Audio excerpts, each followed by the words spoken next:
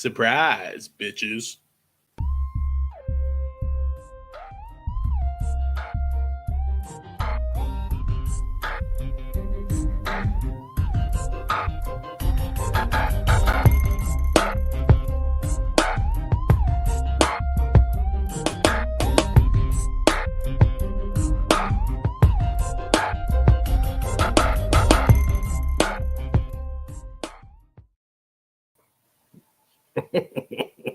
Hey, What's up? Welcome to Answers hello, with Gus and Rob. and Rob. What's up, guys? Hello. Answers by Guess. Fantasy football's inside scoop from outside the box. Guess. It was Hey. not a good week for me. I told you right before the show, I went 1-4 this week, but I won in the most important league. So that's the big one. And that's where I made my trade and all that stuff. So I kind of felt, okay, at least that kind of worked out well, even though I put up stinkers in other ones. If Jeremy's watching, I don't want to say screw you, but yeah, cool. The Larry verse. The Larry verse. Unbelievable. Strikes again. Hey, yeah. So I want to know. I didn't look. Did your trade you sent Sutton and Pierce for CMC? Did that put you over the top? No. Or did you Palmer put me over the top. I played against somebody that didn't have a great week, to be honest with you. Cousins sucked for me. He got me like 2 points. Drake was not good for me either, but my whole rest of my team showed up. I had McLaurin, who did okay. Palmer did amazing. I had Watson go on Thursday. And tight end wise, I played McBride. So I had no other choice because Everett was out on Sunday night. So I picked him up as a just in caser. Baltimore defense is what came through for me. Yeah. Well, I will say that your trade helped me win. I've had a stroke of luck this year. I want to knock on wood. This never happens. I usually get screwed, but somehow I'm squeaking out wins. I'm coming over the top on Monday night or Sunday night. Your trade helped me because he didn't have CMC in his lineup. And he didn't have Amari Cooper in his lineup because he ended up playing Sutton and Pierce, and that allowed me to win by 15. So thank you, Rob, and thank you, Vito. That's great. Well, week 11, yeah, it was a crazy week, right? It was week 11 of 2022. What more do we expect? And I was 6-0 for the second straight week in my 6 leagues. I got to keep this going. I'm on the outside looking in a couple leagues, and in a couple leagues, I'm just outside of the bye. I want to get one of those first 2 seeds. I'm sitting in third place in a couple leagues, and I need somebody to lose. And I don't know. This week, you and I are playing each other in the most important league, or our number 1 league. So no Larry versing. I'm going to start right now. You know what? I'm going to even bring up the comment. He says, now is it called a Jer reverse? Oh, my gosh. You son of a bee. It might be the Jer reverse. It is the Jer reverse. Very good. Let me just go through the spiel real quick. Facebook, YouTube, TikTok, Twitter, and Patreon. Always look for those hashtags. But go ahead, bud. Sorry about that. I was just going to say, Alan said he sent a lot of questions through the thread. I saw it. My phone was blowing up over here. It's like Alan kept replying. And I said, Alan, we're live, brother. Yeah, brother. It's funny. I actually just saw a video that such stupid TikTok things. And it was a picture of, like, they reenacted what Moses would have looked like. Right.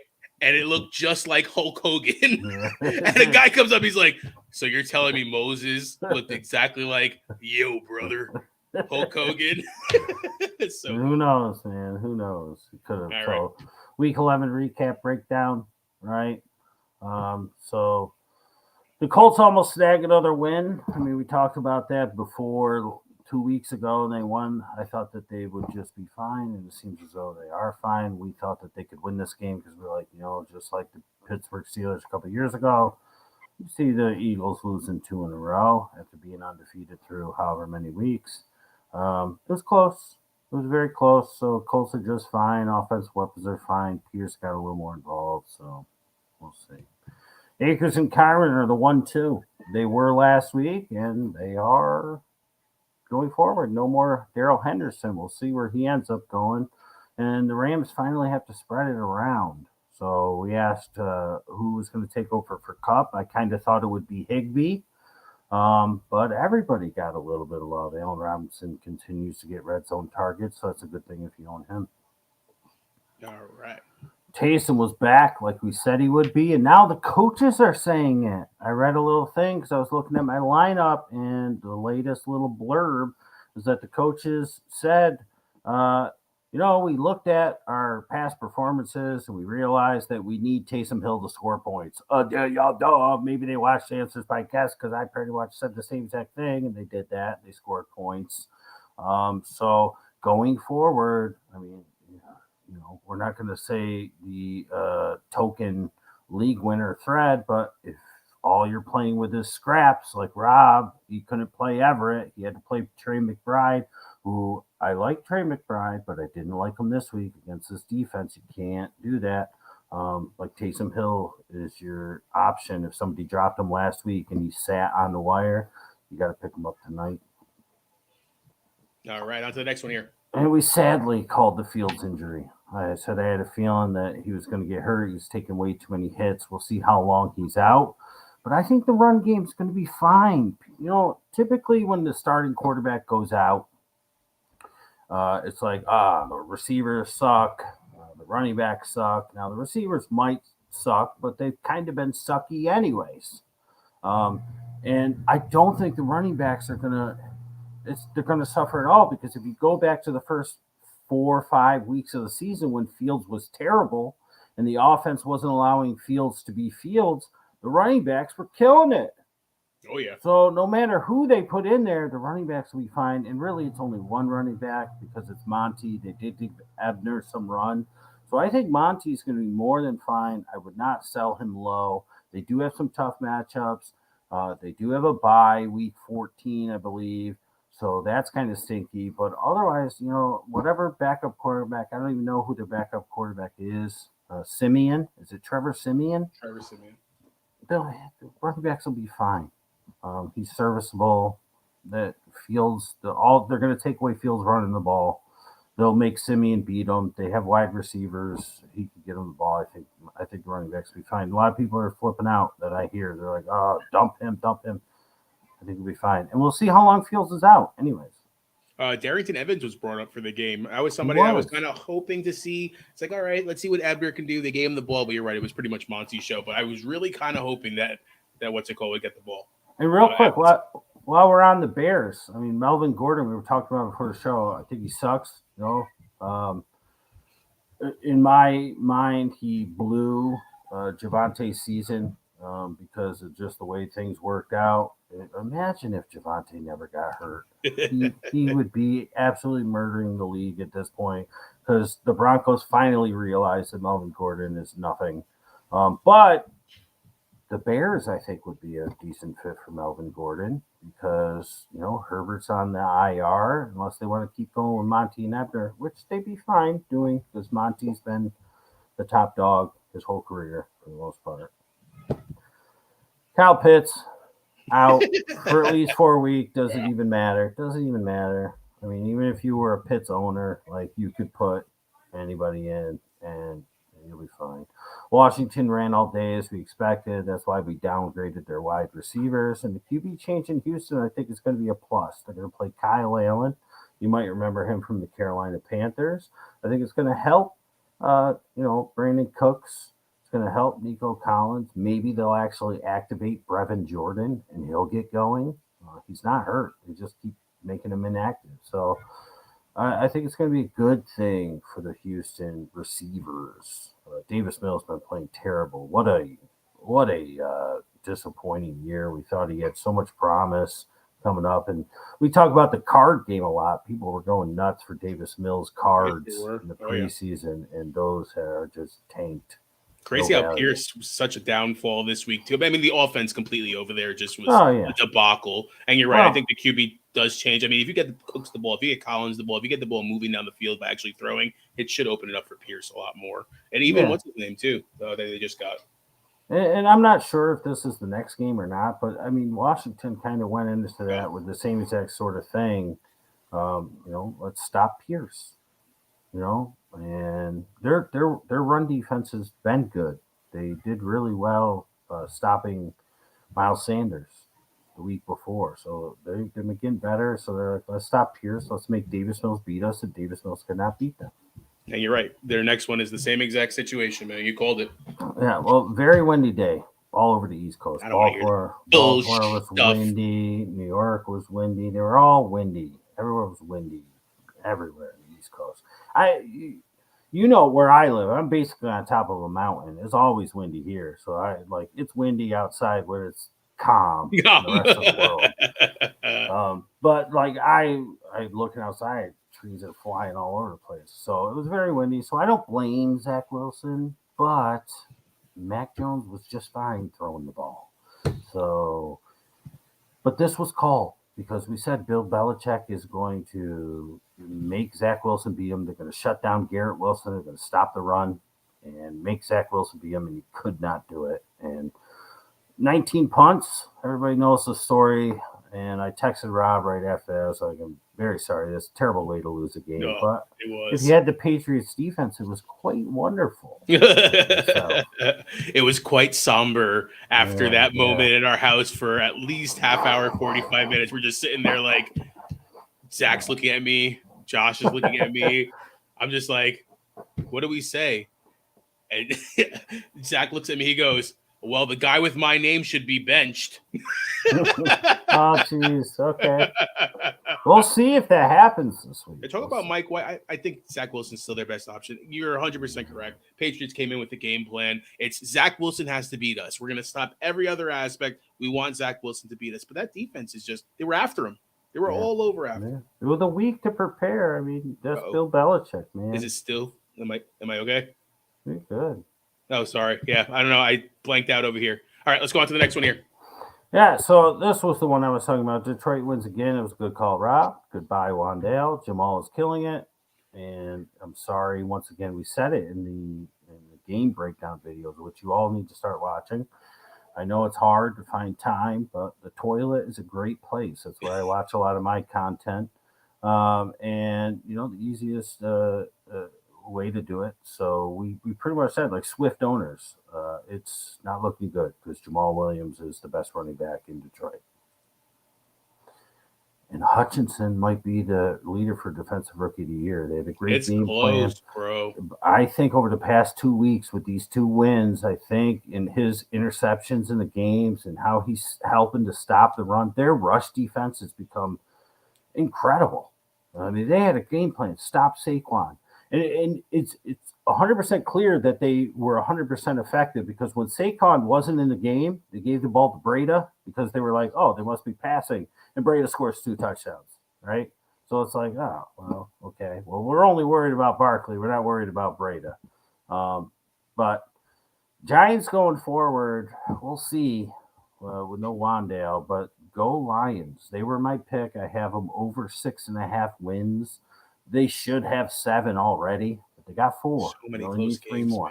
So many close games.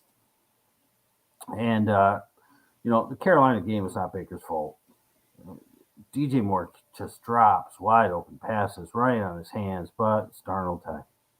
So I don't know if that's a good thing or a bad thing. We'll find out.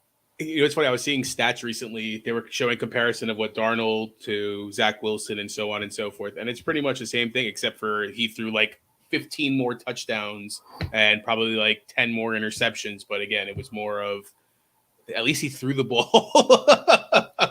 Well, hold on real quick. Go back to that one. So I haven't looked at the games, haven't analyzed the Panthers game and really looked at it and thought about it. But Sam Darnold usually his first game back is pretty good. So just something to think about if you're wavering on I think it's a tough matchup. Denver, maybe. If I'm not mistaken. I'm not sure. Yep. Panthers are home, though. Broncos are coming. Yeah, so it's like, maybe you get them on that time change coming to the East Coast. But Darnold, usually his first game, he kills it. I mean, look at last year. The first game of the season, he was amazing. Then after that, it was like back in Ghost Town. You know? Like a ghost town, like a ghost town. All right. Drake disappointed. Sorry, Rob. It's okay. But my man D-Rob did not. So good, man. 2 out of the last 3 games, Demarcus Robinson is absolutely killing it. Not sure really what happened 2 weeks ago. I can't remember, but there was something that happened, and I thought about it 2 weeks ago, but I'm not thinking about it anymore because we're moving on forward. Cleveland running games disappeared the last 2 weeks. They need Deshaun Watson. Brissett is doing good enough. He's getting the ball to Cooper and DBJ. David Bell has emerged some late in the season.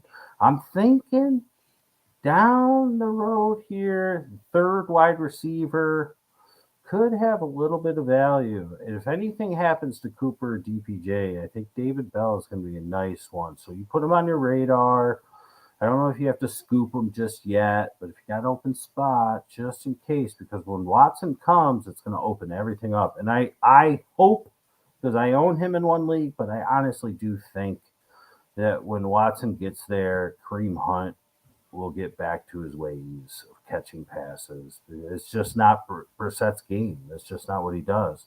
I mean, Nick Chubb is barely catching passes. He's a decent pass catcher. I think Brian gets a tick up too for me, man. Because you think about it, when he was in Houston, he was always looking for that second tight end. He always had a main tight end in Akins, but he was always looking for the who was the rookie? I don't know. They've had so many. They did, but you know what I'm saying? He was always looking for that second tight end, that second option. So Knox was a bad call by us. We didn't like Dawson Knox. Hines finally sees the field. James Kidd,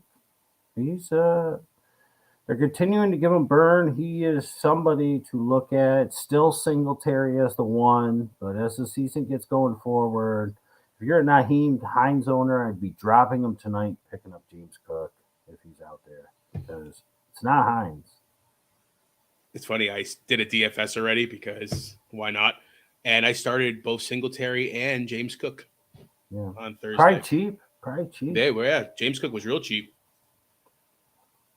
This was great. I was looking at the score, bro. I was looking at the score. Every game. This is right where it is, just about every game. And I made the post. It was 16-16 overtime. Of course it was. Moving on. Goodbye, Melvin. Good riddance. Jacobs continues to kill the Broncos. We said that in our recorded videos. Josh Jacobs has an impeccable track record against the Broncos. No matter how good the Broncos are or how bad they are on defense, Josh Jacobs murders them, and he did again.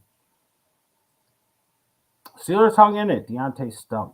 Warren is hurt. I feel like if Warren wasn't hurt, it might have been closer. They closed the gap from 14-7, but it was a lot closer than that throughout the game. I think it wasn't until midway in the third quarter that, since he started to pull away.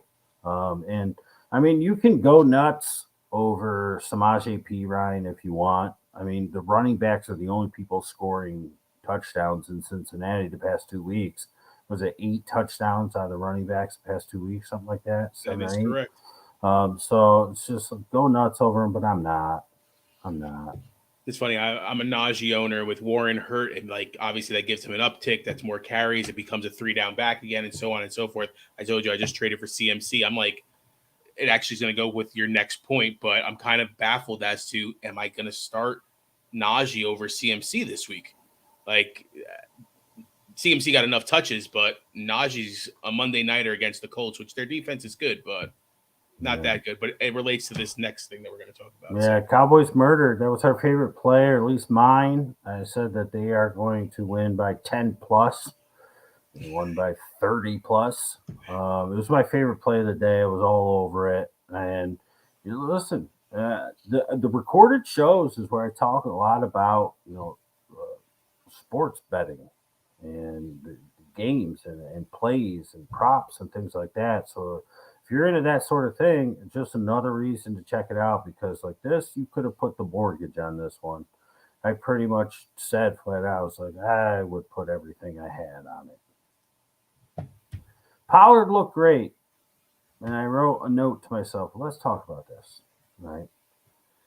Zeke scored 2 touchdowns. Zeke is on the field when they get to the goal line. Pollard tried. He couldn't get in. They bring Zeke in. He gets in. Zeke is still the guy. Pollard was mostly in, did most of his damage when the game was out of hand. And the 2 plays he made were ridiculous, athletic, football, amazing moves, and kudos to Pollard. I like Pollard. But after further review and you look back on it, say whatever you want. I think Pollard's better than Zeke. At this point in both their careers, I think so. But Zeke is not gone. They are still playing Zeke as their number 1. Pollard is making amazing plays. So it's something to just consider, like Pollard, 2 straight weeks of great, amazing fantasy plays. But if they go against a defense and, Zeke is running well, it's easier to project Zeke to continue to get goal line carries and get a touchdown or 2 every game or 2 than it is to project Pollard is going to continue to make amazing plays and make people miss and get 40-yard touchdowns. It could happen, but what is more likely? It's more likely that if they get close, Zeke's getting the ball. And so just temper your expectations. I'm a Pollard owner in a dynasty league. I don't want it to be that way, but you have to be realistic. You have to take your heart out of it. And whatever you want means nothing. The fact is that Zeke is the running back. He's the highest paid on the team. Jerry Jones loves him. And when they get close, he's getting the ball, and it's not Pollard. And they gave him the opportunity. They said, hey, Pollard, get into the end zone. And that could have changed things a lot. Right. If he gets that first touchdown when they're on that 1-yard line, instead of having to bring in Zeke, I think Zeke, you're right, does take a down tick. And it's not, but he's there. He got the touchdown. That's funny. And Pollard's the other guy in my situation. So based on what you're saying and kind of the way I was feeling too, I hate chasing last week's points. I benched him last week. Do I want to bench him this week? No, but I have CMC and Najee as my other options where, again, game script plays better in their favor. Against the Giants defense that, yes, their run defense isn't great, but he's not the one running through the tackles. Right. So. And Tony disappeared. That's the way it goes in fantasy. I mean, it's like, I'm gonna play Tony the first week, does nothing. So then you bench him, and then he goes off, and then you put him in, and he does nothing. He gets hurt. It's just how it is. Pacheco's the one. The guesstimator came through. That was Sky Moore. Kelsey defies the odds. He's light years ahead of his age and the rest of the league, the field. It's just like, imagine if he was 3 or 4 years younger. If he was 3 or 4, like he's 33 or 34 years old, something like that. Like if he was 3 or 4 years younger, like this guy could be like the number 1 pick forever for the next 5 years. But like you always have to worry about age. But tight ends play longer. He could play 3 more years. So he's just murdering it. He's just always there. He's juking people. Dude's huge and he's juking people. He's breaking their ankles in the wide open field. Like, are you kidding me? Are you kidding me? It's unbelievable. I love him, his and Jason Kelsey's podcast. It's fantastic. And Palmer still has value, and he always will. And the reason that he always will is because Mike Williams will always get hurt, and Keenan Allen will always get hurt. So no, sorry. That's why you played Palmer, I played Palmer, and we both benefited because of it. Because it's just like, why would you not play Palmer? One of these 2 guys are going to not make it through the game, if not both. What did I text you? As soon as I saw the 50-yarder, I was like, all right, well, I'll take that. Yeah. That was a nice, 10 or 12-point play right there itself. That helped. That was good. Kittle and Debo, we called them having big games. We thought Ayuk would not, but Ayuk had a Christian Watson day. 2 catches, 2 touchdowns. It's tough, man. You're right. A lot of people always asking about Ayuk. It's kind of fluky. I mean, think about it. That first touchdown should have went to Christian McCaffrey. Right. He was open. And I don't know, Jimmy G. Oh, there was pressure coming from the right side. And that's the side that Christian McCaffrey was on. He went to the other side. So he went to the other side. Mm-hmm. All right, we're going to jump into questions from the group. Yeah, not many. Josue with a question here. Would Higbee and Monty for Kamara be a good trade? Upgrade at running back? I'd say kind of yes. The one thing you have is that Kamara has already had his bye. Oh no, he's 14 as well. Yeah. No, I wouldn't. I would not do this trade, and the reason here is because Higbee is your only tight end. You've got Goddard on the IR, from what I can remember. You said that you tried to maybe pick up Trey McBride. I would not do this trade. I wouldn't.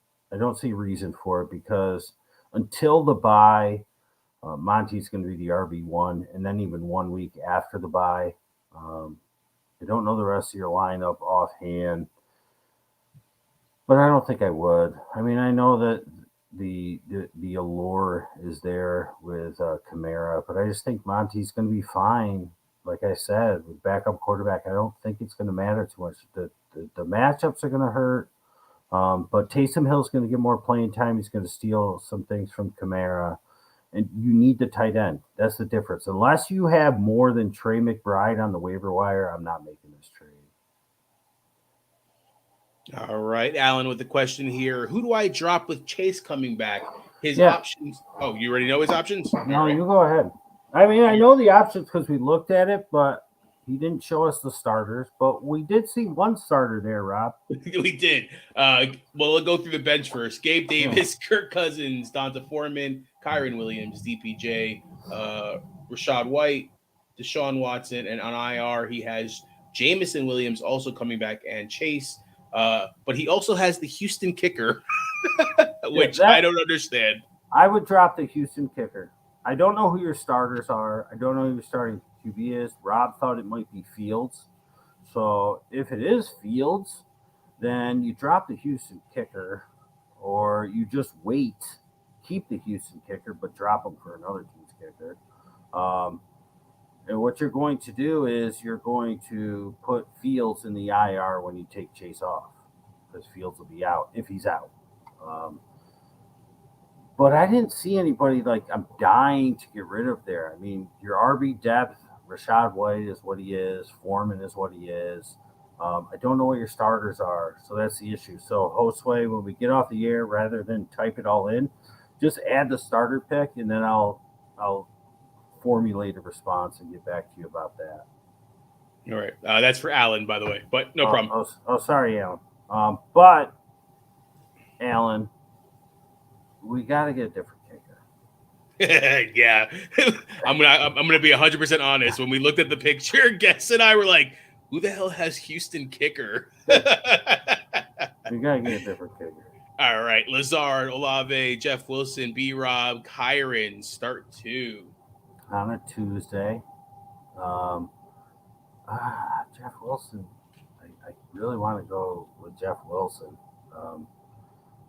But I kind of like Lazard and Olave if it's a PPR. Tuesday night, haven't really looked at the matchups too much, especially with all these guys. None of these guys are playing on Thursday.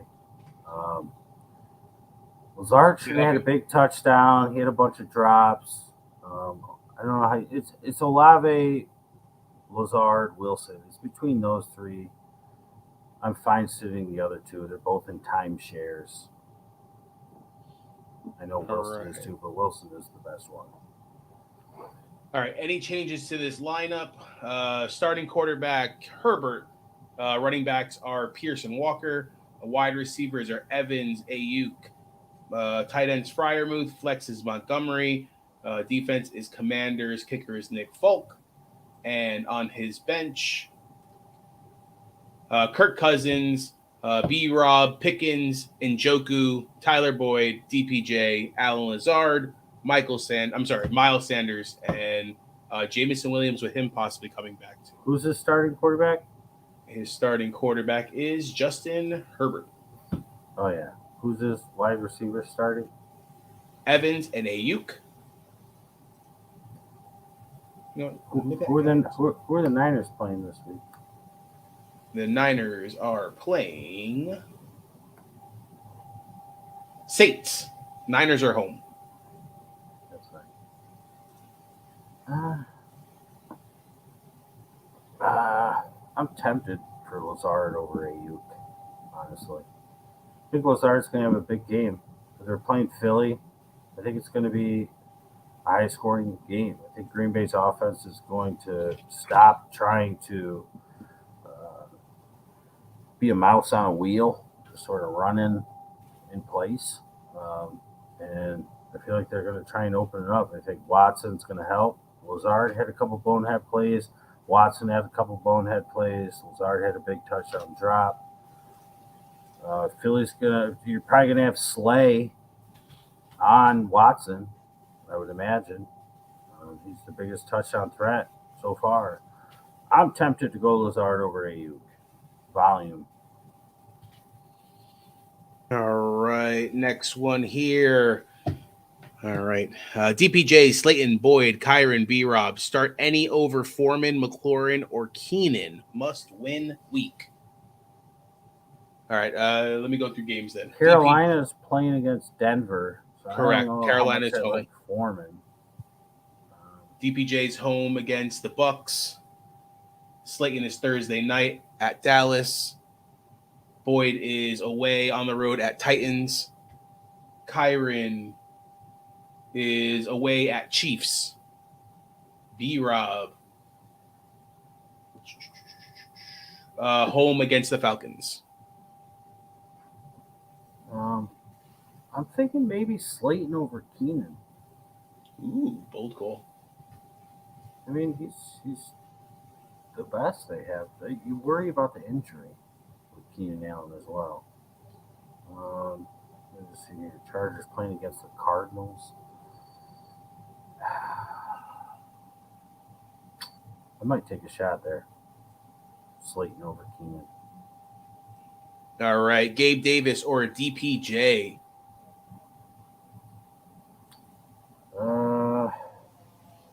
Gabe is playing Detroit on Thursday.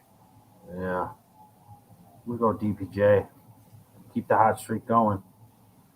Playing against the Bucks. The Bucks are going to be scoring points.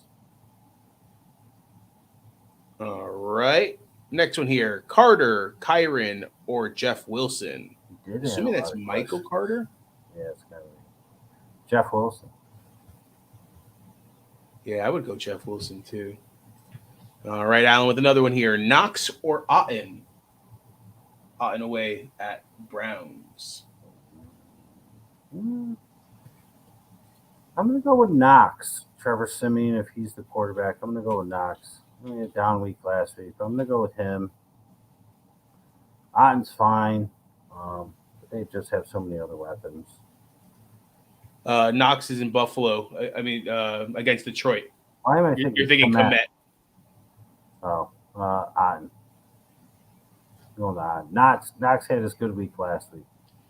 All right, McLaurin. That K in the front messed me all up. Like, all right, K. You like Komet, that's why. Dude, yeah. By the way, Komet catch, unbelievable. Yeah. Oh, yeah. One-handed stab. Oh, yeah. McLaurin, Sutton, Davis, DPJ, start two. Man. The Commanders have Atlanta, right? Yeah, they're at home against Atlanta. So I'm going to go. That's so hard. I want to do Sutton. He didn't have a bad game last game. No, he didn't. He could have had a huge bunch of garbage points at the end of the half. Russell threw it, and he wasn't even looking for the ball. He could have had like 40 yards. He would have gotten tackled, but he could have had like 40 yards. I'm going to go with McLaurin and DPJ, but Sutton is really close. I can't trust Denver. It's a 16 points. One team's going to score 16. And it could be them, and it's just going to be too low scoring. I want DPJ because I know the Bucks are going to go off. They're going on a run here. McLaurin and DPJ. Yeah, definitely McLaurin. Davis, I don't know. For some reason, I feel like he didn't have the greatest game. I think the Diggs complaining on the sideline got him Diggs the ball more in the second half. DPJ, though, just the volume, so much volume there. Yeah. As much as I want Detroit to win that game, I'm just nervous that Buffalo is just going to steamroll. Yeah, he may not be needed. You're right. We'll see. I mean, we were talking about Singletary and James Cook before having good games against Detroit. Otton or Taysom Hill? I'm gonna keep going with Taysom because the coaches are realizing they have to use him. It's relatively tough matchup this week. They're gonna need him going against the Niners. What better way to beat a really solid defense than like with a gadget guy? They're going to have to scheme some things to get through this defense. And I think Taysom's that guy. So I'm going to go with Taysom. All right. I think I got through all the questions that he posted on here afterwards. All right. Sweet. Yeah, a lot of comments. All right. Let's go. Questions live. Jeremy, we put this up before, but I'm going to put it up again. We were talking about Jeremy as far as he's playing against me in ABG League. He started off the week saying, I can't believe that, I'm going to lose to Rob and my players are going to suck. Puts up 60-something points on Thursday. Then he's like, Rob's still going to beat me, blah, blah, blah, blah, blah, blah. Puts up the most points in the league this week. And I put up the least. So we're going from the Laraverse to the Jerryverse. Jerryverse. We got all those questions, but do you think Chase is actually going to play this week?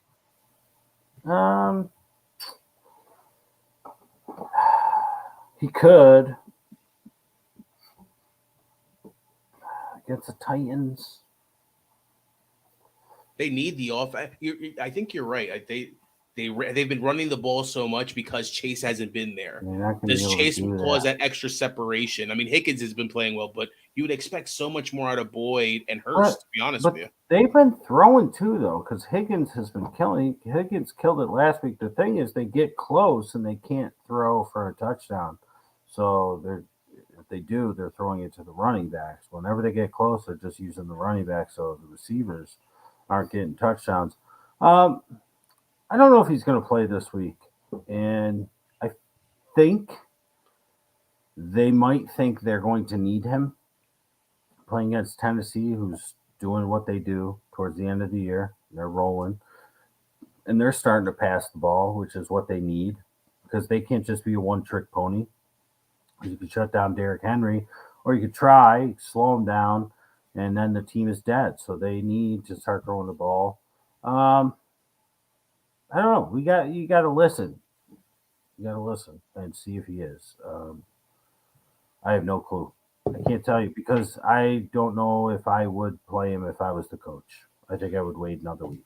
He was in a walking boot and on crutches last week. To him going to play right away in a game because they took the walking boot off and the crutches, you would think there could be a little time needed, at least a week, to get acclimated again. I would definitely pay close attention. If you have a better option, which kind of hard to have a better option than Chase, but a better matchup maybe.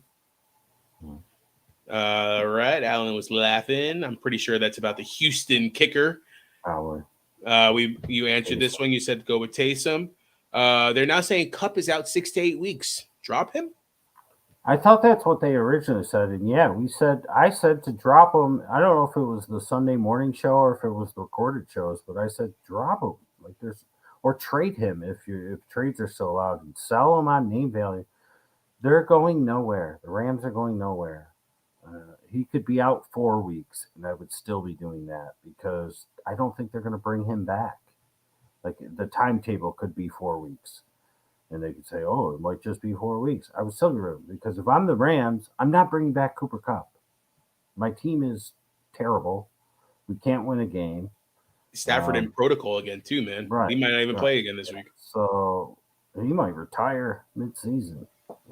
Bro, I mean, if you think about 2 weeks in a row having concussions, yeah, especially that he's the older quarterback. And you're right. Why risk it? Your top wide receivers out. You just dropped your starting running back. Right. Yeah. No. Yeah. You drop him. You drop him last week.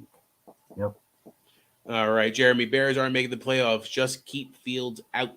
I don't think they're out of it yet. The NFC is terrible. I think they're still in the hunt. But yeah, I would keep them out for at least a week. Yeah, he's not definitely ready. Get healthy, especially against my Jets, please. All right, thoughts on Latavius Murray? Nothing has changed for me, Michael. When he went there, in my mind, he was the best running back that they had, but it meant nothing. However, he's now the only running back they have. So it's the Broncos. They score 16 points or they give up 16 and barely win. So it's low offense, low power, slow game. You're going to have to grind for your points. Is he worth a spot in the fantasy roster? Of course. Is he a bye week or injury fill-in? Of course. He's been that for weeks. His production's going to go up. If you own him, you hold him because he's the last man standing in Denver. Marlon Mack's there. I'm just joking. You know my love affair with Marlon Mack. No return of the Mack. Nah, they're going to want to keep developing. Not sure what that one was about, to be honest with you. You might be talking about the Bears. Gotcha. Henderson was waived today. Who will benefit more, Akers or Kyren? Either worth picking up? I think you could pick up both because what they're going to do, because since the team is so terrible, is they're going to see who are they keeping next year. Who are they keeping as a centerpiece next year? They tried to get rid of Akers. Nobody wanted him. Something has changed. They went and used Akers the most last week. Kyren in the second game was more involved than his first. And now it's just those two. Listen, the backfield went from 3 to 2. That's beneficial. So they are both worth picking up. Do we play them? If we need to. I think Kyren is your pass catching back. And Akers will be your first and second down type of guy. They're both worth a spot. It's getting down to the end. You want to solidify, obviously, your starting lineups, but this is when you want to make sure you got a good bench. So those are good bench guys for sure. Sorry, I'm just definitely keeping my attention. All right, so some good running back pickups moving forward. Not obvious ones. I mean, a lot of it's been picked through. I mean, Michael just named a couple with Latavius Murray, Akers, and Kyren. I think Keontae for Arizona is still worth a pickup because, as you can see, what I've been saying all year, James Conner is not worth a damn. Yes, they were going against the Niners defense. Yes, it's very tough, but he's worth picking up. James Cook, we talked about earlier in the show, he might still be out there. Please don't go after Benny Snell because Jaylen Warren is injured. Isaiah Spiller, I think it's clear he's the number 2 in I want to say San Diego for the Chargers. But listen, it's the guys that I have said, and Rob and I have mentioned since week 6 are the RB pickups. Everybody else by now has been picked up. I mean, back in week 4, we're telling you about guys that are starting for teams now. And that's what you're looking at. So there's go ahead. I was going to say somebody that's, I don't know if he's obvious or not, but Damian Harris might be somebody that's out there that has been dropped. Is he your best option? Probably not. But he's going to touch the ball. I mean, look what he did against the Jets. He's healthy again. That could be an option that I would be looking at. Right. And which is interesting because my next point I was going to make was, the reason, and I don't want to give away any secret sauce, but the reason that the inside scoop from outside the box is what it is, I guess, is because primarily I'm playing in leagues that are very deep. So I'm having to look and find guys and research guys and watch clips of highlights of guys, which is why we're always a step ahead. So, which is why I don't do a waiver wire pickup type of thing each week or write up or talk about it on the show, because the majority of people are not playing in as deep of leagues. Jeremy, you could very well be playing in all 14 team leagues or 12 team with 20-man rosters like I'm doing. But you're probably playing in 10 or 12-man leagues with short benches. And when somebody asks about a running back pickup, there's guys who have been gone in the leagues I'm in for 8 weeks, but they could be available on your waiver wire, which is why it's such a good thing. And this year, I will praise everybody and thank everybody, and I'm very happy about it. This year, there's been more engagement of people posting stuff in their Facebook group. And this is why it's so important, because if you are in a league that is a little more shallow, or which is surprising because Rob brought up Damian Harris, because in our most competitive league, somebody dropped him, and I think he's still sitting on the waiver wire. No, he's not. Yes, he is. Not after tonight. Not after tonight, but that type of stuff happens. So, like, Rob's bringing that up, and like, if he was dropped in that league, there might be a very good chance that he's sitting out there in a more shallow league. So I'm very happy that so many people are using the Facebook group to post stuff and post questions. And I absolutely love the family we built, and people are chiming in and giving their opinions and things on other people's questions. But that's what you got to do, and you got to post the waiver wire there, because when you ask me about a running back to pick up, like, I'm thinking of bottom barrel guys that in your league probably aren't really worth a damn, because there's probably a guy that's 20 spots higher, 10 spots higher, that I would much rather pick up, but I just can't even fathom him being available. You know what I mean?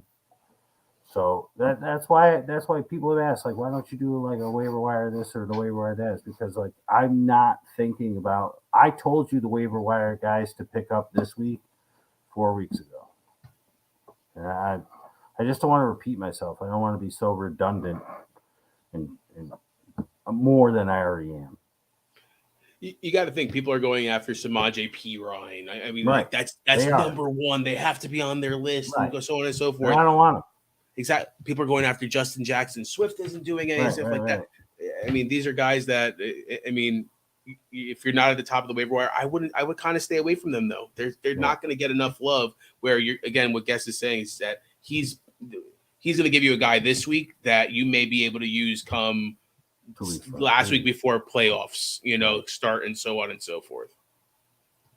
All right, Michael with the one here. Brissett has played fine with the offense. Isn't the problem for the Browns? It's clear it's their defense. Well, yeah, their cornerbacks have been hurt. Brissett has been playing well, but he was playing better in the beginning of the season, and he's not Watson. Is basically what he was writing this about, is because they need Deshaun Watson. They need something else. And he's ran a little bit. He's been putting the ball on Cooper and DPJ. They just need something else. He's not a check down guy. They need that. They just need a little juice. He looks like he's 45. Maybe that's the issue I have with Brissett. He looks like he's 45. He looks like I don't know. He just doesn't look the part for me. Sorry. It's funny. I said the same thing when he was moving. He reminds me of an old school quarterback, like the ones that you see in the replays from the mid 90s. They got the big shoulder pads on. They're running like they really can't move, kind of thing. That's why I call Matt Ryan Mr. Stuck in the Mud. Same kind of. Kirk Cousins looks that way to me too. That old school, like QBs nowadays, if they're not running 100 miles a minute, or have that ability to do that, or a big arm, it just looks weird. It's a funny thing you mentioned that. I tried betting on the Chargers. They had it until 31 seconds left. They covered. They did. I had them at +5. It closed at +6. They covered. That's all that matters. I just noticed Hill is on the waiver wire. Try to trade Higbee for a wide receiver if I'm able to get him. If you need a wide receiver, sure. But Hill has a bye. Keep that in mind. This is when buys matter. You're going to get rid of pieces that you're going to need in a playoff push. There's no buys this week, but week 13 there's buys, and week 14 there's buys. So the buys are not over. So you pick up Hill and then you trade Higbee. Now you're going to need somebody week 14. So plan ahead. It's like I said a couple weeks ago. Said on Tuesday night, said on Sunday morning, said on the big show. When week 11 ended, not last night, and when I say ended, when the week ends, it's Sunday night for me. Monday is like dessert. Okay, the week 11 ended on Sunday night. I'm already planning for week 12. So, like, if you are doing this, you need to start planning for week 13 and 14. If you're going to trade Higbee and get Hill, you better have a tight end lined up to grab for week 14 now. Because if you're going to make that move, you need them now before somebody else takes them. Because that's it. Week 14 is it. Then you're in the playoffs. And if you don't, that could be the week that kicks you out. And you're stuck with, Trey McKitty. Somebody I was going to mention, too, that, I know if you do get Hill and go through this, Bellinger's out there, man. Bellinger should be coming back. That should help Daniel Jones a little bit. Let's see where the Giants go. They could still be a little fluky based on what we've seen the last, couple weeks here. Very smart. That's why I like to have you here with me, Rob. You are the peanut butter in my jelly. Don't make me cry in front of people. All right. I had Seattle kicker, but was on a bye. I don't want to hear that. Whatever. No. I know it's early. I'm thinking Tua over Burrow, though. Wait. He had a Seattle. Oh, so did you drop the Seattle kicker to pick up or? Yeah, okay. Because I was going to say, well, then just give her the Houston kicker, bring Chase back. All right, next. All right, I know it's early. I'm thinking Tua over Burrow. What do you think? Dolphins are playing Texans at home. Burrow is playing the Titans away. Yeah, so first of all, I want to rewind. You don't have to put it on the screen, Rob, but I don't remember who it was. But they asked a question where it was between Lazard, Olave, and Jeff Wilson. And because I did not know that Miami was playing Houston, it's now Olave and Wilson. That's who I'm playing. Even though Olave is going against the Niners, I'm doing that, or I'm going Lazard and Wilson if you don't like it. Because they're going against Houston. That's all you have to do is run. So, Jeremy, you're thinking Tua over Burrow. Bengals might need to throw more than Miami needs to in that one. So, let's see what the week brings. But as of right now, I'm not loving it. This should be close, but I'm not loving it because Miami can do what Washington did last week, what every team could do. And just run on Houston. Run. Run. Yeah, Hilton, Otten, or Everett. I think, I'm sorry, Hill. I'm just going to. I said Hilton. I'm just going to ride with Hill. You got the coaches saying what I said last week. Your offense sucks if you don't use Taysom Hill. They used Taysom Hill. Their offense was good. Getting Dalton out of the game for a couple plays and bringing Hill in, then Dalton comes back in, he rifles off two good passes, and he comes out of the game. Hill does a couple things. It was helping the offense. Now the coaches come out today and say, we looked at it and we said we have to get him into more practice going forward, and that's going to continue. Okay, so that's all I need to know. Go with Hill. I swear people watch our show because like a week later, they're saying the same thing that you said the prior week. All right. Matt with the question here. Washington or Bucks D?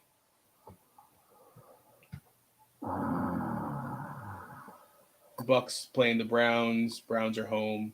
Commanders. I think I would go with the Commanders. I like the way they looked last week, man.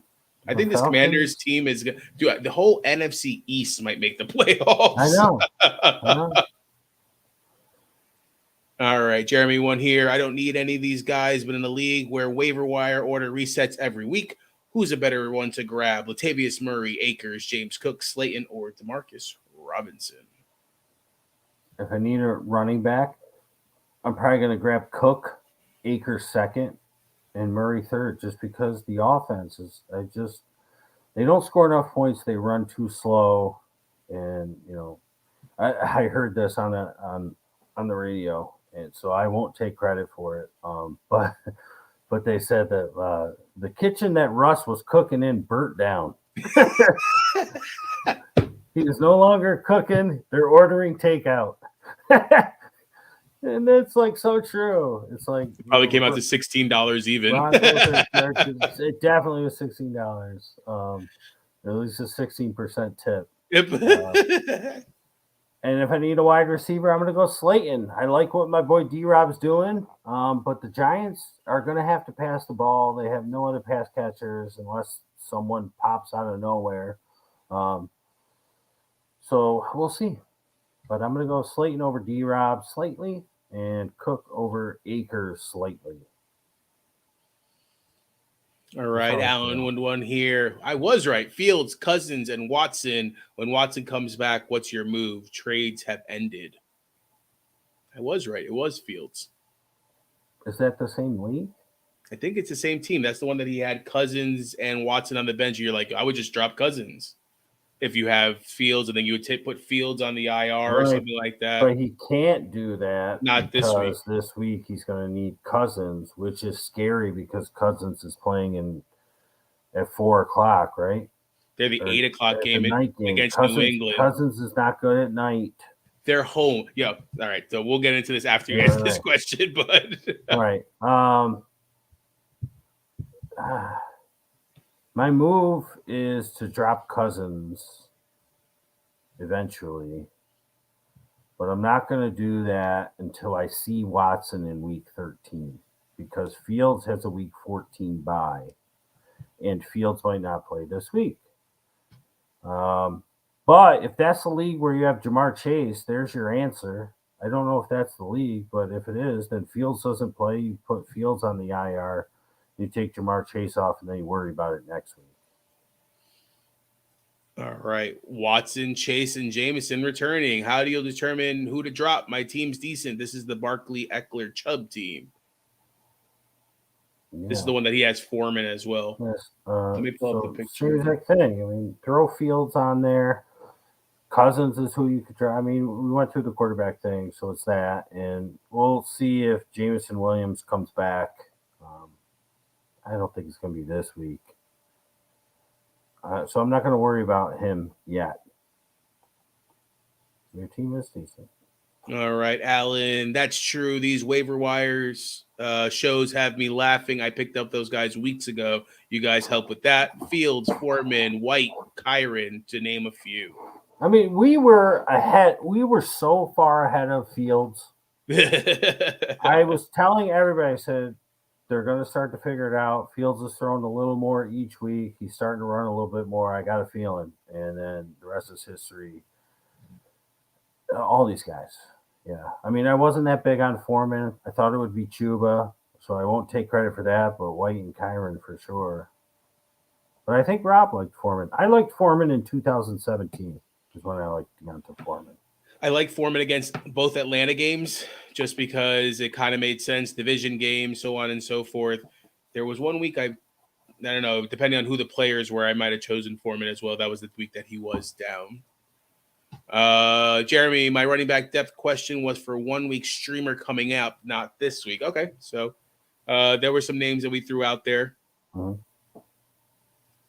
All right. Tim Webb just popping in to say hi, bye, and good night, fellas. LOL, long week so far. We'll catch the show tomorrow night. What's up, brother? That's the best part of his comment. We'll catch the show tomorrow night. He's going back and watching it, probably on the toilet. Well, enjoy. Do not push. Mm-hmm. All right. Alan with one here. Steelers, Dolphins, Arizona, or Seattle defense? I still like the Steelers season long. They got some really nice matchups. I think Dolphins is the one this week. I do think that Kyle Allen's going to make Houston better. Steelers are playing who? Colts Monday night. Yeah. They're in Indy. Yeah, I know. I'm going to go with the Dolphins on a Tuesday night. Sorry. All right. It's Fields out this week. We don't know official word yet. I think the last update was. Hold on, I'm looking for him. All right, we'll go on to the next one. I'll look it up. All right, Spencer with a question here. Are you worried about Dameon Pierce, Saquon against Cowboys, and Jefferson? Was last week a fluke? No. It just was 2022. I mean, Saquon was just thank you. I wanted some of those. Thank you for trolling and moving us up the algorithm. I love you. Send some, please. Saquon was just it was the game plan of Detroit to just simply shut down Saquon. Will they adjust? Their head coach seems to be pretty smart. Dallas has a better defense than Detroit, though. So they could look to shut him down. I'd be a little nervous. Pierce, I think he was more of a problem. The Washington defense is really good against the run. They're not good against the pass, but Davis Mills is so terrible that it didn't matter. And they just controlled the clock. They ran all day. Gibson, more than Robinson. Gibson should have had a touchdown at the end, slid down to run out the clock. So I'm not too worried about Pierce. They'll fix that. And I do think Kyle Allen helps the wide receivers. So that's going to work into their favor. And Justin Jefferson, I'm not worried about him at all. It's just Dallas just destroyed them. So we saw that coming. So, no, I don't think it's a fluke. I think teams adjust, and NFL's week to week, which is why ebbs and flows is the name of our game here at Answers by Guess. And your next comment is your studs crapped, and most people's did. All right, Jeremy with a question here. Pats D or Jets D this week? I think the Patriots D is interesting going against Minnesota, but like I just said, there's ebbs and there's flows, and Minnesota's going to figure it out. A night game doesn't go in Kirk Cousins' favor, but as Rob sort of alluded to, at least he's at home. And your Jets, Rob, what do you think about them this week? Their defense was good last week. They gave up 3 points. Their defense was fantastic. It's the only thing that kept them in the game. I think with the controversy that's happening at quarterback, the Jets defense was on the field a lot last week. I could see if Fields plays, I don't see things going well for them. If Fields doesn't play, I probably would play the Jets D because Minnesota has a lot more options than what the Bears would. Yeah, so wait until Thursday. Hopefully we get some news on Fields before that game kicks off, 8 o'clock. I looked at it up real quick. Also, he's day-to-day. They're not going much further than that, and they said that Wednesday that they would make, I guess, some type of determination as to besides just day to day. Yeah, did you hear what the coach said though? He was like, Justin's day to day as of right now, but he could be out for the season. And I don't know if that was like a joking sort of thing, but that's something you don't joke about. But it's like, all right, but I feel like what he meant to be like is he could play this week or he could never play again this year. I don't really know. You know what I mean? Just saying this extreme or this extreme, but that was what he said. And it's like everybody was just like, what? But I think you're right, Rob. I think I would lean to the Jets D now, and if anything changes before Thursday night, then I switch to the Patriots. See if Fields is going to play and you're not feeling it. Otherwise, I would just say, you know what? If the Patriots do really well on the road in Minnesota, so be it. I'm rolling with the Jets. Let's get her done. Get her done? When's the last time somebody said that? What is going on with your sayings? Who the hell am I? Jimmy G over Josh Allen with Allen's shoulder issue. Going against the Saints. No, I'm playing Josh Allen. I think I'm going to play Josh Allen. Yeah, against Detroit. Yeah. He's been there 2 weeks now, too. He knows the lay of the land. I'm going to go with Josh Allen. All right, Spencer, Garoppolo or Cousins in the Superflex? was a good one.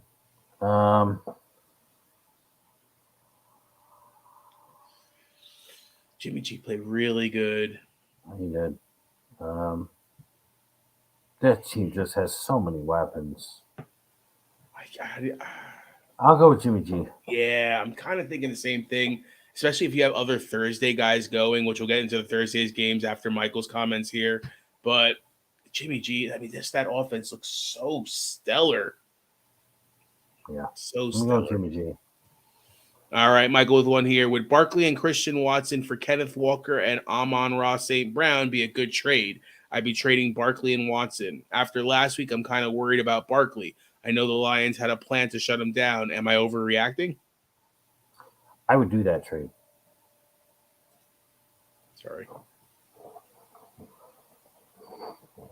What is that? I don't know what's going on. You're confusing me. I'm confusing myself here. That's what happened with me the other week. Last week I tried to pick things up, and I'm like, that's not what I want. That's not what I want. Michael, I would do this trade.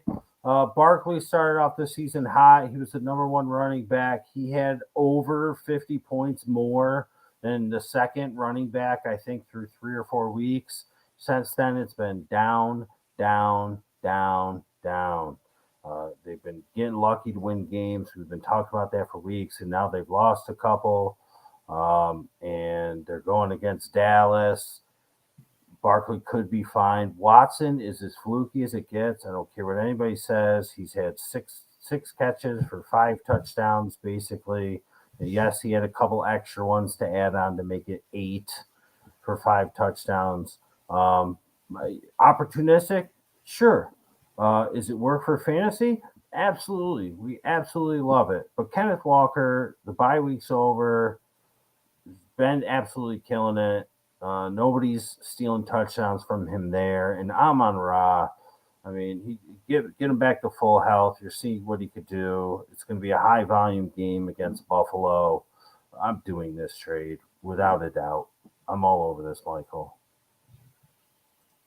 All right, Spencer. I have so many. I have one team that has Singletary, Cousins, St. Brown, Swift, Zeke, and Gallup. So yeah, I would maybe just stay away for Thursday then, man. If that's the case, then give yourself some Jimmy G option there.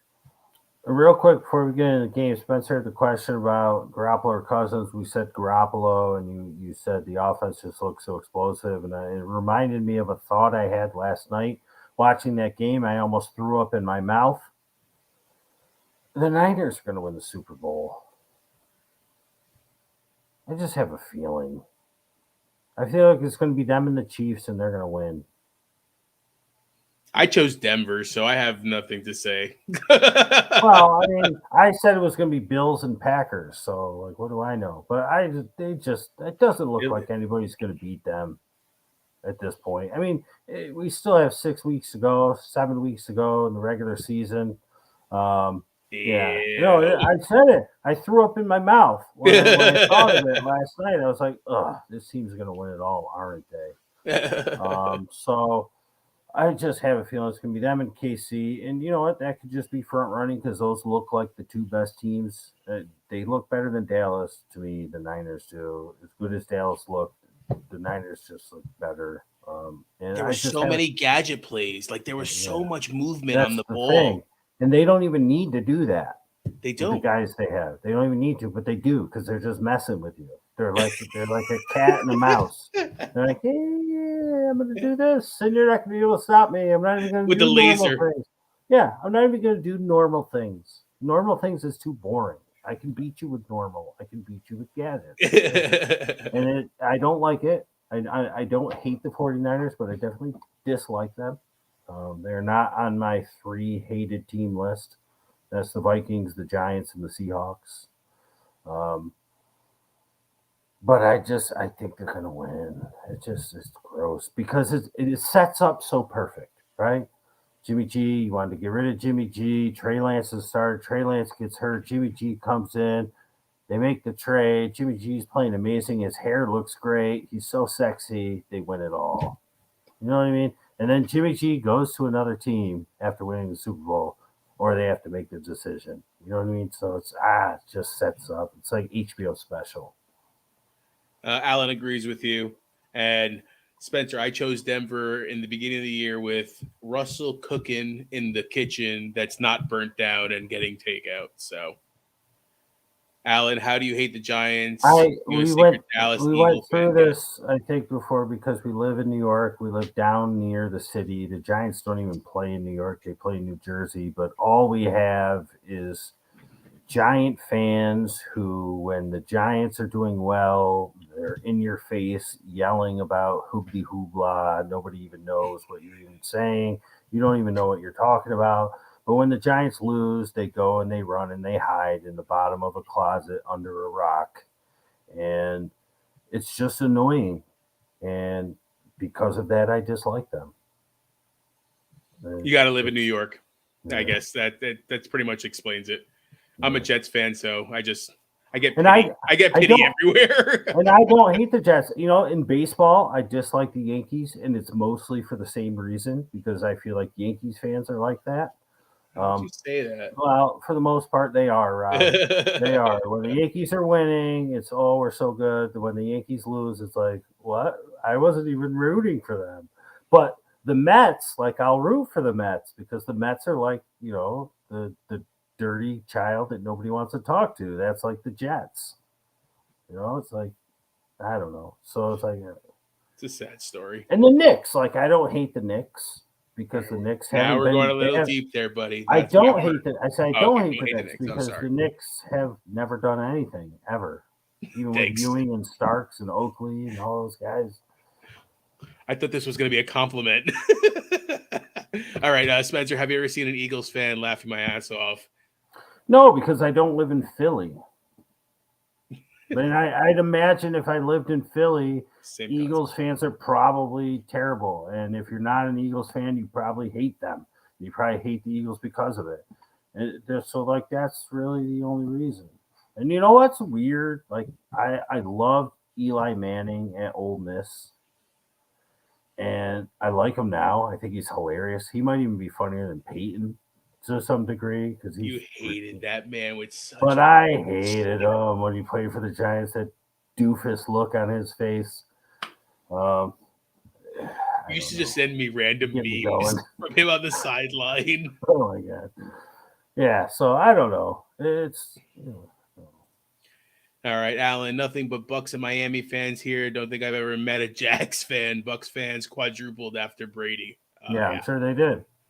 They were probably all Jags fans. Spencer, I'm a huge Giants fan, but I lived in New Jersey 33 years. Wow. Well, they play in New Jersey. So. Yeah. All right, Alan. Mets, Jets, Islanders, or Yankees, Rangers, Giants. Usually it's one or the other. Exactly. I got some kind of hybrid between Yankees and Jets. I think it's because I was a season ticket for the Jets, or my dad bought season tickets to the Jets when I was younger. So one of my best friend's dads had a buddy that he used to go with. They gave up their tickets. It's like, hey, we want to bring Rob and so on and so forth. And I think that's where I was a Vikings fan before I was a Jets fan. But now I'm way more of a Jets fan than a Vikings fan. So even though I love Thielen. What's the unanimous most hated fan base? Probably Red Sox. I hate the Red Sox. Yeah. Well, fan base though. Yeah, I hate the Red Sox fans. I hate everything about the Red Sox. Patriots fans too. Yeah. But that's just because I'm not a New England. I just don't like New England. Tom Brady. I hate that whole entire area. But it is what it is. I hate them because they have good sports players. I mean, that's what it comes down to, especially being from New York. They hate us because they ain't us. I don't want to throw any fingers up in the air, but Eli was clutch when it mattered. Yeah, sure. My father is a Jets Mets fan, so as a kid, I started watching Yanks and Giants. It stuck. Oh, man. Stopped watching Yanks after Mariano and Jeter retired, though. I love those guys. I mean, I just don't think they could do any wrong. Those two. The rest of them were, a couple of them were a little dirty. Ain't us. Yeah. And then he said, ain't us, damn. All right, what a great movie. What a great movie that is, by the way. You know what I'm talking about, right? You've seen that. No. What? The Interview, I think it's called, with what's his face, dude from Pineapple Express. Both of them, I think. Oh, Seth Rogen and James the other Franco. one. Oh yeah, you ever saw that? I know what it is. The Interview with the Asian guy. I don't know if he's Chinese, Japanese, Korean. But he was a comedian, and he was supposed to be the Prime North Minister Korea, or something like that. The dictator, the Kim Jong communist. Yeah. He's supposed to be him, and they go and they interview him. Oh, that movie's great. You got to watch that. I gotta watch that. Might even be on Netflix, dude. You got to check that out. It's great. Watch it tonight. There's no school tomorrow. For that, I got work tomorrow. I'm just acting like we're kids again. I wish, bro. I wish it was snowing outside so I can go sledding. All right, Buffalo Bills at Detroit Lions, your first game on Thanksgiving Day. We kind of went through a lot of players already, but let's just kind of go through the spiel again. Buffalo coming off of a good win. They're already been in Detroit because of obviously all the weather. Who do you see playing well? We talked about the running backs. Talk about that again. On the flip side, my biggest question is Swift and who else? Is there possible ancillary plays, or do we not even play them on a Thursday? Yeah, it used to be you just play your running backs against the Lions, but their rushing defense has gotten so good the past couple of weeks. You know, we can't even really say just go ahead with Singletary. And, you know, if you're in a dire need, like Jeremy was saying that he was, James Cook. But those two guys are viable if, you know, maybe you had Joe Mixon or something go down. I don't think anybody else really got hurt or cut this week that you would have been playing, but you know, Diggs will be just fine. The pass defense still susceptible. Davis, if you need him. I'm going to continue to downgrade Knox just because I didn't like him going into the season, just like we did last week. He was the leading receiver for the Bills last week, but I'm still not playing him unless I absolutely need to. If he's been your starter all year, something we have to learn to do with tight ends as well. This is what I've sort of been doing this year, except I didn't in the beginning. I started with Kmet. It's very well documented in our early shows. He was my number one guy to go to this year. Kmet and then Brevin Jordan on the bench. I had to cut bait with both of those. And I've just sort of been just going with Taysom and Dulcich and just, even if they suck, just stick with them. And so if you've been doing that with Dawson Knox, then just stick with him. Just keep playing, because if you get 4 points, you get 4 points. Everybody else makes 4. You might get 14, and then you're lucky. If you get somewhere in the middle, you're good to go. For the Lions, it's Amon-Ra and Jamal Williams. I mean, can you play Goff? I mean, Buffalo's defense hasn't been that great. They've been getting up a lot of points, especially to a Cleveland team last week. Goff is kind of the same situation as Brissett, and the way their wide receivers are kind of built up. Let's not forget what the opening game on Thanksgiving Day is and always has been: the Detroit Lions Super Bowl. And what better opponent to come in than the team that many anointed 4 weeks ago as the Super Bowl champions? And Goff at home is not special, but he's something else. And if they just had one more weapon, and I think maybe Jameson could end up being that. I don't think it's going to be this week. Reynolds is not back. DJ Chark is much ado about nothing as we thought. Khalif Raymond, I'm not messing with them. They're not using James Mitchell enough. They're still using was it Brock Wright? Brock Wright, yeah. And Zylstra is still in there on a bunch of plays, I'm noticing. If it's not Amon-Ra or Jamal, and maybe Swift at this point, I think Swift could end up having a big game in this one because we have been so down. All he's got to do is break one.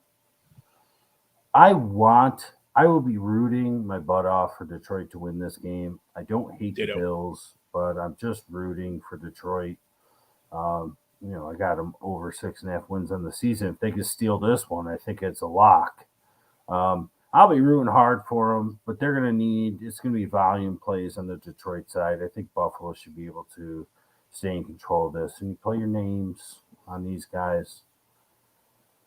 I'm going to say, I don't even want to say it because I want to leave out hope that Detroit's going to win, but I'm going to say like a 30-17 Buffalo win.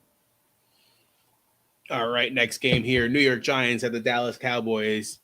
Giants got beat up by Detroit last week. Run game got stopped. It's going to be a very similar situation against this Dallas defense that's very good. Wide receivers, Kenny Golladay actually caught a ball. Obviously, we're not probably doing anything with him. But who are the wide receivers now that Wan'Dale's out that we can actually rely on possibly for the Giants if we do start somebody? On the flip side, we saw the offense come exploding out of the gate for Dallas.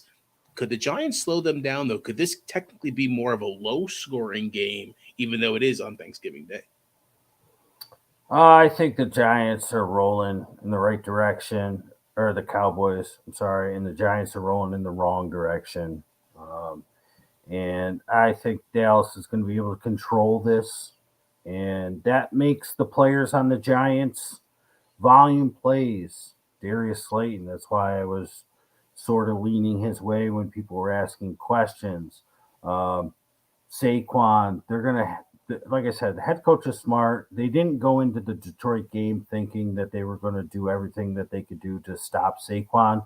But now they realize that, okay, we have to game plan in case somebody tries to just take Saquon out. You're going to see Danny Dimes running the ball. I'm not putting any type of anything in Kenny Golladay. The tight end, I don't think is back this week. He's out. Yeah, so probably next week, maybe with him. But they do have something special on Thanksgiving on this Giants team. Now, it's not a guesstimator. It's a guespetizer. A guespetizer? Yes, because on Thanksgiving, one of the most important things to have is appetizers. If it's not appetizers, it's side dishes, and that's what we all look forward to. I mean, who really even wants the turkey? I want the stuffing, I want the mashed potatoes, and I want everything before it. You know, sometimes people have hors d'oeuvres laying around. Sometimes they may have a shrimp cocktail, a charcuterie board. A charcuterie board. What's a party without one nowadays? Yeah, a veggie everywhere. platter. I mean, this, Rob, you and I, when we used to have our parties, like back in our old days, like 2 years ago, when we could actually hang out and like all of our friends would come over. It didn't matter what type of party we were having. You best believe there's a veggie platter sitting on the island so that everybody could eat it while they're drinking. Oh, yeah. Appetizers. Anything dipped in ranch. Appetizers are needed even on Thanksgiving, even when the food is going to be plentiful and bountiful. So you need a guespetizer. And the guespetizer is none other than Isaiah Hodgins. Who?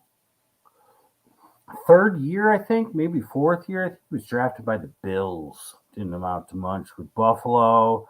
Came into the game 2 weeks ago for the Giants. Had a couple catches. Had a couple catches last week. Lost a fumble that was pretty costly. But now without Wan'Dale, I believe he is their number 2 wide receiver. And I think this is a name that you are going to hear probably as soon as Friday morning, but definitely when next Tuesday's waivers roll around. People are going to start talking about Isaiah Hodgins because it's certainly not going to be Kenny Golladay. And until the tight end Bellinger comes back, they're going to need somebody else to catch the ball. David Sills is never really playing. They got Richie James. He might be able to do some things, but I'm not going to give you that as a guespetizer. I'm going to give you somebody that you might not even know about because that's what we do at Answers by Guess. Isaiah Hodgins. I'm going to give you a stat line, Rob, because I think this is a volume play. I'm going to give you 6 for 76. 6 for 76. He's going to get 8 targets in this game. My chair keeps breaking because of my fat butt. I got to find somewhere to write this. 6 for 76, 8 targets. They're going to look to him because they're going to be looking to stop Saquon. They're going to be looking to not let the deep ball of Slayton kill them. And Isaiah Hodgins is going to be lurking underneath. 8 targets, 6 receptions, 76 yards. Let's see. This is your Week 12 guespetizer. It only comes around once a year. I was considering doing something with a Tyquan Thornton in the late game, but he's so buried on the depth chart that's more of like a drink. All right, so you drink, it's like, I don't even really need it. I'll just drink some gravy. I don't even need any soda or water or beer or wine. I got plenty. I got plenty of drinks. But a guest appetizer, I need a couple of those. Get my belly warmed up, stretch it out a little bit. I got a lot of food to fit inside. Isaiah Hodgins, 6 for 76 with 8 targets. Let's see what happens. All right, so talk about some of the Dallas guys. Just keep going. CD, everybody. Schultz, Gallup got a little involved here or there. The 2 running backs. I mean, what is going on with Jalen Tolbert? Like, why does he just continue to just sit on the practice squad? They don't ever want to bring him up. Like, a rookie that we had such high hopes for. It's just like, come on, Noah Brown's not doing it for you. Bring up Jalen Tolbert. I don't get it. I had Olave. I had Tolbert. I don't get it. Didn't work out. I don't get it. I don't understand what the issue is, but it's too late. You probably won't see him unless an injury occurs, and even then, I just don't get it. So you roll with your guys. The Dallas Cowboys defense is a great play this week. I'm playing them where I have them. It's not going to be 40-3, but I could definitely see a 35-17 Cowboys win. All right, let's go on to the Thursday night football game. New England Patriots at the Minnesota Vikings. New England Patriots won on a good play to end the game, but they really didn't do much besides run the ball. Obviously, you're not starting Mac, but are you comfortable starting the 2 running backs in this situation? Myers disappeared a little bit this game, but they're going to have to need some kind of offense to keep up, I would think, with the Minnesota Vikings. We talked about Kirk Cousins before. Prime time is not his time to shine, but he is at home. Is there any upticks this week for anybody on this Minnesota Vikings team that we're not thinking about, or is it just start your regular guys? It's crazy, and I'm glad you said that, Rob. I don't want to point a finger and say, I'm not sure about that. But you said, like, the Patriots didn't really do anything but run the ball, but they actually threw the ball 27 times, which seems kind of ridiculous because it was so windy, which is why we can't be so mad at Zach Wilson, Rob. Don't be so mad. I mean, I think they threw the ball 22 times. I think he was 9 for 22, something like that. Yeah. But Mac Jones was like 22 for 27. So he was throwing the ball. And against the Vikings, you're going to need to throw the ball, which is why I thought about Tyquan Thornton. But he's just so buried, and the 4 ahead of him are healthy. So I do think you see Mac Jones throwing the ball a little more often than what we think might happen. Yes, they want to run the ball. Yes, Damian Harris is going to be a good play, definitely a good pickup, good call, Rob, if he's sitting out there. And Stevenson, of course, nobody has to tell you to play him. But I'm looking at Jonnu Smith, who I think had 4 catches last week, and he's starting to get just a little more involved. And we know as soon as we play Jonnu Smith that Hunter Henry's going to have the bigger game. But I just kind of feel like Jonnu Smith and Mac Jones are starting to get a little bit of a connection here. And I think against the Vikings over the middle, he might be able to do some damage. So if you're looking at prop bets, I think I'd look at what Jonnu Smith, he might be 1.5 or 2.5 receptions, and his yardage total is probably going to be around like 27.5. I would take the over. I could easily see him getting 4 for 40 in this one and probably getting a touchdown.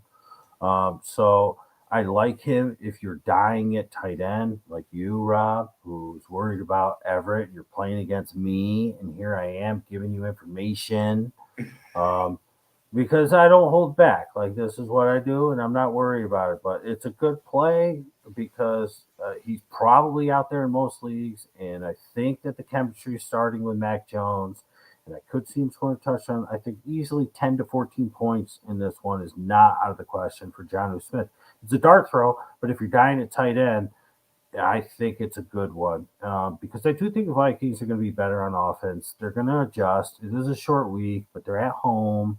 The Patriots' defense has been great all year, and a lot of that is, Bill Belichick. Don't get me wrong, because this was my mindset going in. Is like, the Last week they had a week to prepare. Now they only had a few days. But then I thought about it. I was like, wait a minute. Bill Belichick didn't take a whole week to prepare for the Jets. He prepared for both of these games. He prepped for 2 games during the bye week. I would almost guarantee it. So he's got something up his sleeves, but Kirk Cousins at home, even though it's a night game, it's not quite Andy Dalton at night.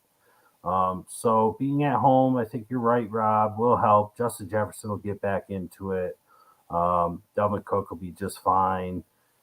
TJ Hawkinson, Mr. Stone for hands, Mr. Sponge for hands, will continue to stay involved. This game, I think, could end up being a shootout. I need Cousins to do well, man. Both teams have good running backs. I know Minnesota doesn't use Madison, but if they had to, they could. And we talked about the Patriots one. Both of them have good tight ends, and both of them have a plethora of wide receivers because Thielen, Osborne, they're good enough to mix in if the Patriots look to take out Jefferson. So I don't know if I play them this week, but I think it sets up for a nice overplay. I don't know what the over-under is at.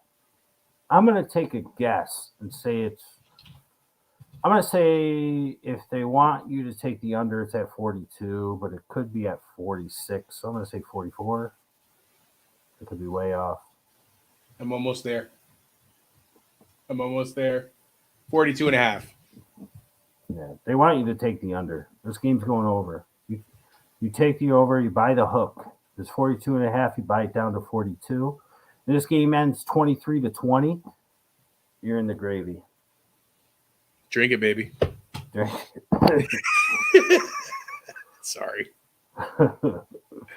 All right, Alan. Greatest fan base. I think Kansas City. Before Mahomes, did they ever win anything? They waited so long for a spark. I don't know. I liked Alex Smith when he was with that team, man. He was the best quarterback in the league. He was the highest paid quarterback, I think, at that point, too. Yeah, I'm trying to think. Best fan base? I'm going to say Green Bay. Come on. They go out in the frozen tundra every day. The way Buffalo's been traveling. Buffalo. Yeah, Buffalo. Nobody's been through more than Buffalo, Alec. Yeah. Come on. Kansas City's at least won a Super Bowl. If we go other sports, I don't know why this keeps up. Oklahoma City Thunder sells out every single night. And they're in Oklahoma City. Like, stop that.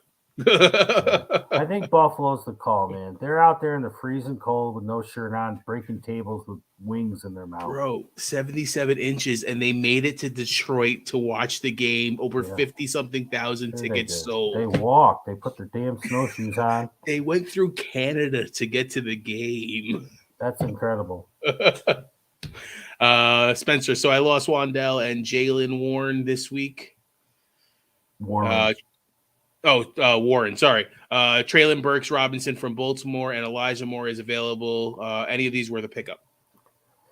Burks would be number one on my list. Yeah, Wandale and Warren. Well, I mean, you lost one wide receiver, one running back, and all you gave us was 3 wide receivers.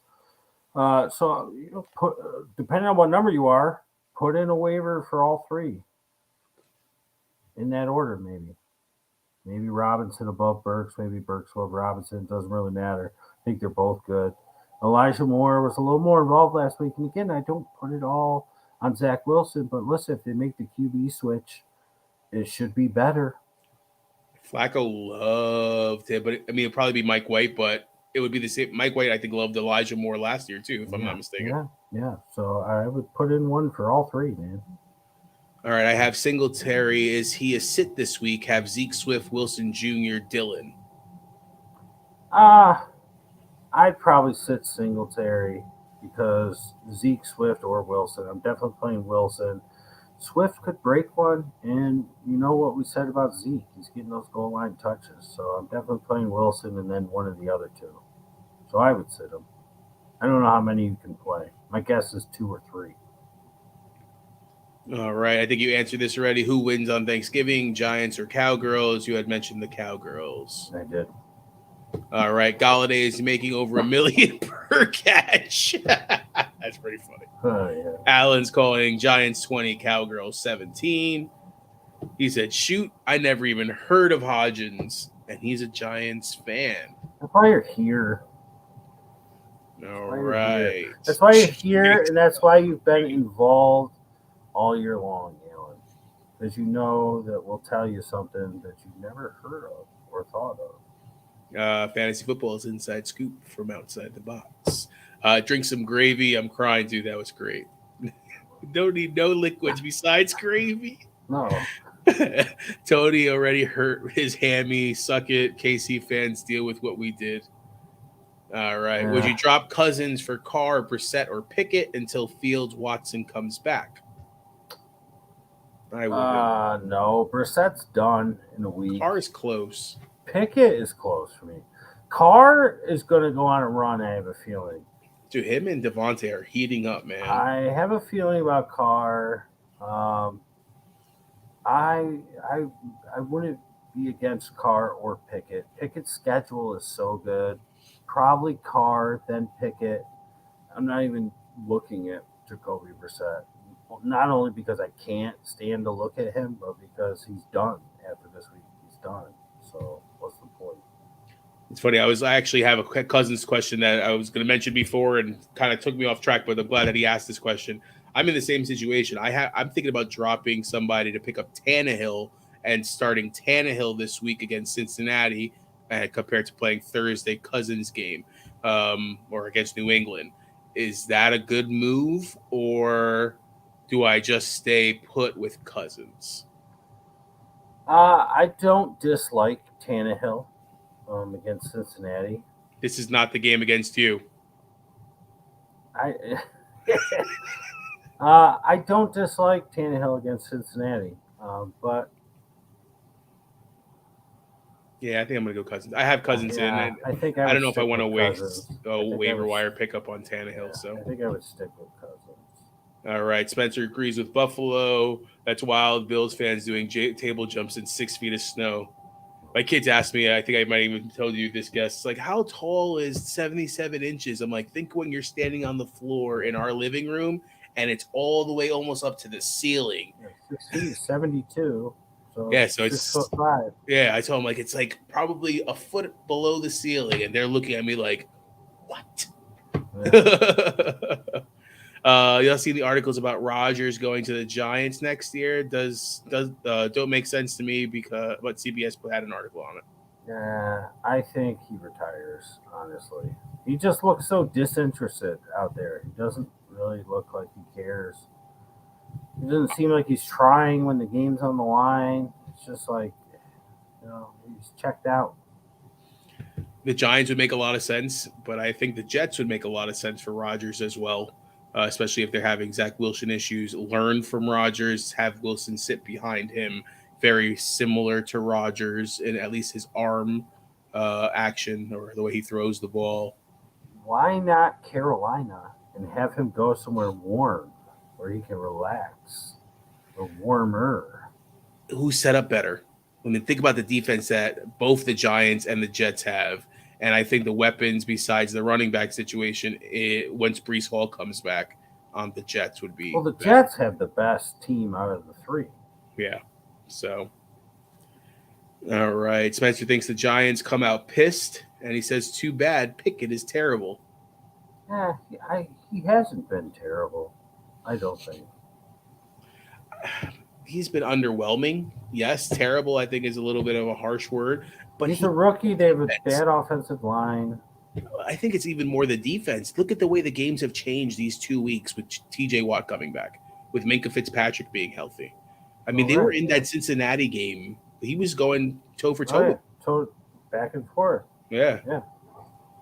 Rob, would you drop Cousins for Carr? I don't think. If I had the option, maybe. Yeah, it's close. I'd look at the matchups.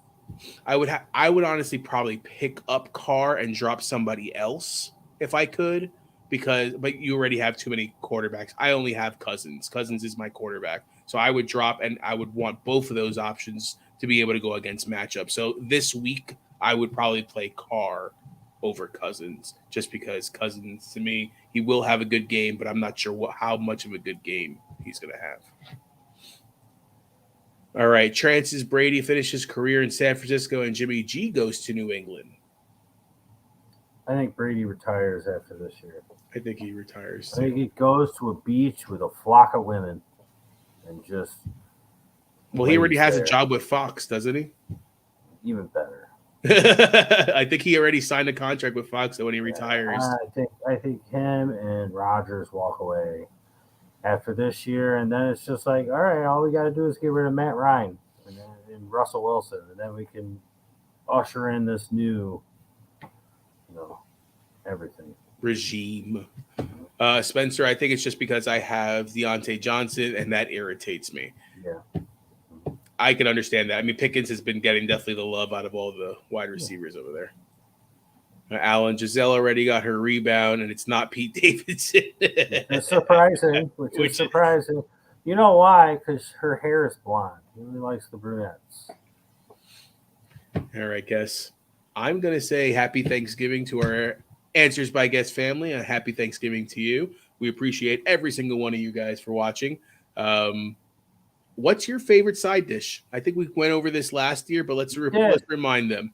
Yeah, this is the final thoughts. My final thought is, I wonder, what are you going to eat? Give me the full spread. Screw a side dish.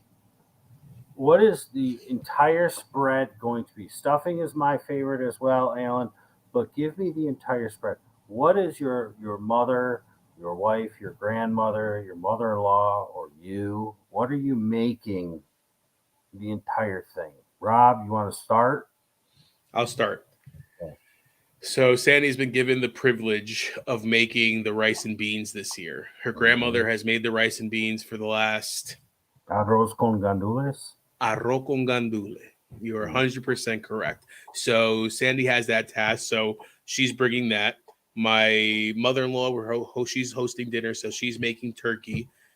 She's making 2 different types of stuffing. She's making regular bread stuffing, and then she's making like old school Spanish stuffing, which has a lot of more. It has like a lot of meat in it, so it's stuffed with ground beef. Love it. And bread pieces, and the moisture from the meat get mixed in, and then they add like peppers and onions and stuff like that into it. Really good stuff.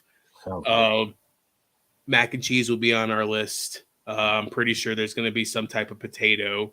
I'm not sure. I'm a big sweet potato fan. I don't know about you. I prefer sweet potato way more than regular potato. And probably some macaroni salad. I like cranberry on everything, but it depends on the cranberry. I don't know if you're a cranberry guy or not. I am. I'm interested to see what you say here. So I like putting the cranberry on the mashed potatoes. I don't like putting it on the stuffing, though. Okay. But I put gravy on everything, including the cranberry. So interesting. I like it. Well, is that it? There's probably going to be more, but all right. So that's at least going to be on my plate. All that stuff. So I prefer to have like the deep fried turkey, like people do in those big vats. But if you can't do that, the best way to cook a turkey is inside of a bag. I'm sorry. It's just the best way. You put it in the oven. You put it in the oven bags. You never used an oven bag? Oh, yeah. I don't know. I have. I never thought about putting the turkey in the oven bag, though. It's interesting. You put the turkey in the oven bag. You cut up some celery. You cut up onions, carrots. You put them in there. You throw some stuffing inside the bird. Close it. You put some seasoning on it. You close it up. You cook it. You don't even have to baste it. It just cooks. All the juices cook in. All the vegetables cook in. The flavor all soaks in. So that's the turkey. Love it in the bag, because if you can't have it deep fried, the bag's the best way. It's like, it's set it and forget it. Remember that guy, Ron Ronco, or whatever the hell his name was? Mashed potatoes, sweet potatoes. I'm very excited for this year, because this year we rotate.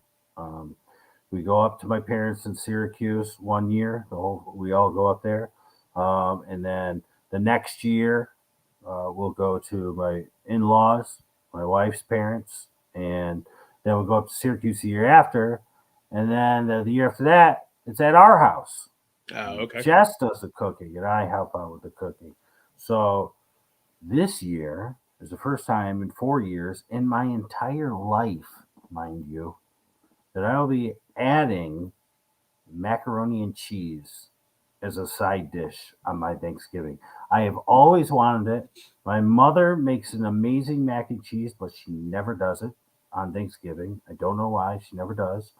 I never really asked her. I never really asked her. It wasn't a refusal. It was just I just show up and whatever she cooks, I'm grateful.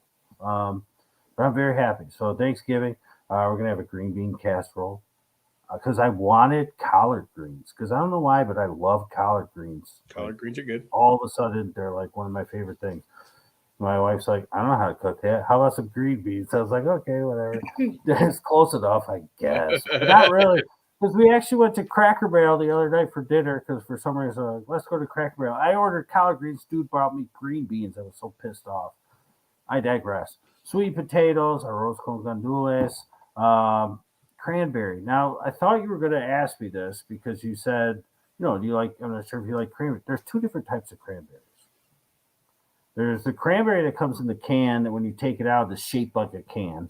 Yeah. And then there's the cranberries that are in a can, but you take it out and it's like the chunks of cranberry and stuff. I prefer the chunks of cranberry and stuff. I agree. My wife prefers the one that looks like a can when you take it out of the can. She likes to do that and slice it. I'm like, it's good, but it's not as good as the chunks of cranberries, the ocean spray. Yeah, I like that one too. I prefer the one that's loose compared to the solidified one. So that's pretty much it. Nothing too crazy. But the one thing that I do either that night or the next day is I make a sandwich.